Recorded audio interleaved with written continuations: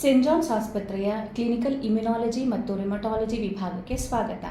ಈ ವಿಭಾಗದ ಡಾಕ್ಟರ್ಗಳು doctor Vinita Shobha, doctor Ramya, doctor Bencita Pinto ಮತ್ತು ಡಾಕ್ಟರ್ ಆನಾ ಸಿ ದಾಸ್ ರವರು. ಬನ್ನಿ, ಮೀಥೋಟ್ರೆಕ್ಸೇಟ್ ಬಗ್ಗೆ ಒಂದು ರೋಗಿಯ ಅನುಭವದಿಂದ ತಿಳಿದುಕೊಳ್ಳೋಣ. ನಮಸ್ಕಾರ ಡಾಕ್ಟರ್, ನನಗೀಗ 40 ವರ್ಷ. ನನಗೆ 3 ತಿಂಗಳಿಂದ ಕೈ, ಮೊಣಕಾಲು ಮತ್ತು ಪಾದದ ಕೀಲುಗಳಲ್ಲಿ ನೋವು ಹಾಗೂ ಊತ ಶುರುವಾಗಿದೆ. ಹತ್ತಿರದ ಡಾಕ್ಟರನ್ನು ನೋಡಿದಾಗ ಈ ಕೆಲವು ರಕ್ತ ಪರೀಕ್ಷೆಗಳನ್ನು ಮಾಡಿಸಿದರು. ನಿಮ್ಮ ರೋಗ ಲಕ್ಷಣಗಳು ಮತ್ತು ರಿಪೋರ್ಟ್ಗಳು ನಿಮಗೆ ಸಂಧಿವಾತವಿದೆ ಎಂದು ಸೂಚಿಸುತ್ತವೆ. ಇದಕ್ಕೆ ರುಮಟಾಯ್ಡ್ ಆರ್ಥ್ರೈಟಿಸ್ ಎಂದು ಕರೆಯುತ್ತಾರೆ. ರುಮಟಾಯ್ಡ್ ಆರ್ಥ್ರೈಟಿಸ್ ಎಂದರೇನು ಡಾಕ್ಟರ್? ರುಮಟಾಯ್ಡ್ ಆರ್ಥ್ರೈಟಿಸ್ ಸ್ವಯಂ ನಿರೋಧಕ ಕಾಯಿಲೆಯಾಗಿದೆ. ಇದರಿಂದ ದೇಹದ ಪ್ರತಿರಕ್ಷಣಾ ವ್ಯವಸ್ಥೆಯು ಆರೋಗ್ಯಕರ ಕೀಲುಗಳ ಮೇಲೆ ತಪ್ಪಾಗಿ ದಾಳಿ ಮಾಡುತ್ತದೆ. ಇದು ನೋವು, ಬಿಗಿತ ಮತ್ತು ಊತಕ್ಕೆ ಕಾರಣವಾಗುತ್ತದೆ. ಇದಕ್ಕೇನು ಪರಿಹಾರ ಡಾಕ್ಟರ್? ಈ ಕಾಯಿಲೆಗೆ ನೀವು ಚಿಕಿತ್ಸೆಯನ್ನು ಶುರು ಮಾಡಬೇಕಾಗುತ್ತದೆ. ಇದು ದೀರ್ಘಕಾಲದವರೆಗೆ ಅಗತ್ಯವಾಗಿರುತ್ತದೆ. ಈ ಟ್ಯಾಬ್ಲೆಟ್ ಏನು ಡಾಕ್ಟರ್? ಇದು ನೋವು ಕಡಿಮೆ ಮಾಡಲು ಸಹಾಯ ಮಾಡುತ್ತದೆಯೇ? ಮೀಥೋಟ್ರೆಕ್ಸೇಟ್ ರುಮಟಾಯ್ಡ್ ಆರ್ಥ್ರೈಟಿಸ್ ನಿಯಂತ್ರಿಸುವ ಅತ್ಯುತ್ತಮ ಔಷಧಿಯಾಗಿದೆ, ಏಕೆಂದರೆ ಇದು ಹೆಚ್ಚಾಗಿ ಕೆಲಸ ಮಾಡುತ್ತಿರುವ ಪ್ರತಿರಕ್ಷಣಾ ಕೋಶಗಳನ್ನು ನಿಯಂತ್ರಿಸುತ್ತದೆ. ಮೀಥೋಟ್ರೆಕ್ಸೇಟ್ ಕೆಲಸ ಮಾಡಲು ಶುರುವಾದಾಗ ಇದು ಕೀಲು ನೋವನ್ನು ಕಡಿಮೆ ಮಾಡುತ್ತದೆ ಹಾಗೂ ಇದರ ಪರಿಣಾಮ ಹಲವಾರು ತಿಂಗಳುಗಳವರೆಗೆ ಇರುತ್ತದೆ.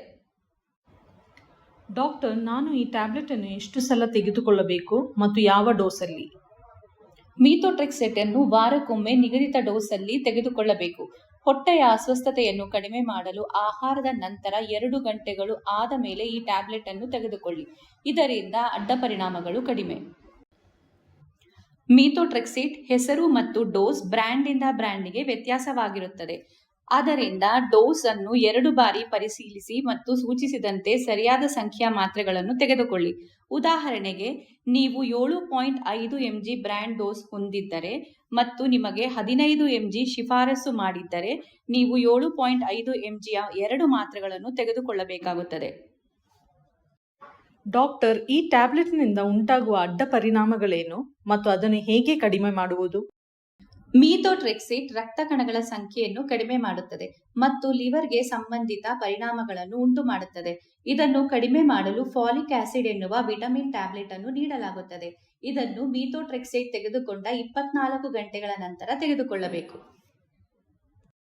ಮೀಥೋಟ್ರೆಕ್ಸೇಟ್ ಮತ್ತು ಫಾಲಿಕ್ ಆಸಿಡ್ ಮಾತ್ರೆಗಳ ನಡುವಿನ ವ್ಯತ್ಯಾಸವನ್ನು ತಿಳಿದುಕೊಳ್ಳುವುದು ಮುಖ್ಯ, ಏಕೆಂದರೆ ಕೀಲು ನೋವು ಮತ್ತು ಊತವನ್ನು ಕಡಿಮೆ ಮಾಡಲು ಮೀಥೋಟ್ರೆಕ್ಸೇಟ್ ಅನ್ನು ನೀಡಲಾಗುತ್ತದೆ, ಆದರೆ ಫಾಲಿಕ್ ಆಸಿಡ್ ವಿಟಮಿನ್ ಟ್ಯಾಬ್ಲೆಟ್ಗಳು ಅಡ್ಡ ಪರಿಣಾಮಗಳನ್ನು ಕಡಿಮೆ ಮಾಡಲು ನೀಡಲಾಗುತ್ತದೆ.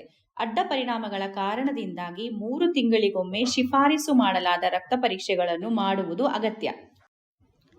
ಡಾಕ್ಟರ್, ನಾನು ಈ ಟ್ಯಾಬ್ಲೆಟ್ ಅನ್ನು ಎಲ್ಲಿಯವರೆಗೆ ತೆಗೆದುಕೊಳ್ಳಬೇಕು? ಈ ಔಷಧಿಯನ್ನು ನಿಮ್ಮ ಕಾಯಿಲೆ ಇರುವವರೆಗೂ ತೆಗೆದುಕೊಳ್ಳಬೇಕು.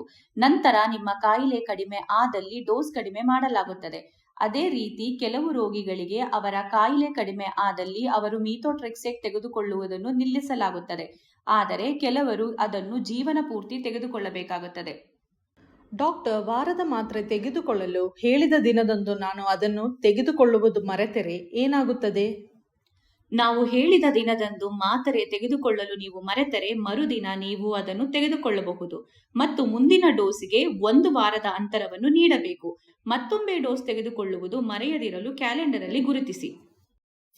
ಡಾಕ್ಟರ್, ನಾನು ಈ ಔಷಧಿಯನ್ನು ಇದ್ದಕ್ಕಿದ್ದಂತೆ ನಿಲ್ಲಿಸಿದರೆ ಏನಾಗುತ್ತದೆ? ನೀವು ಔಷಧಿಯನ್ನು ಇದ್ದಕ್ಕಿದ್ದಂತೆ ನಿಲ್ಲಿಸಿದರೆ ಮುಂದಿನ ಕೆಲವು ವಾರಗಳಲ್ಲಿ ಕೀಲು ನೋವು ಮತ್ತು ಊತ ಹೆಚ್ಚಾಗುತ್ತದೆ. ಮೀಥೋಟ್ರೆಕ್ಸೇಟ್ ಸಂಧಿವಾತ ಕಾಯಿಲೆಗೆ ವಿಶೇಷ ಮಾತ್ರೆಯಾಗಿರುವುದರಿಂದ ಇದನ್ನು ತಪ್ಪದೇ ಸಮಯಕ್ಕೆ ಸರಿಯಾಗಿ ತೆಗೆದುಕೊಳ್ಳಬೇಕು.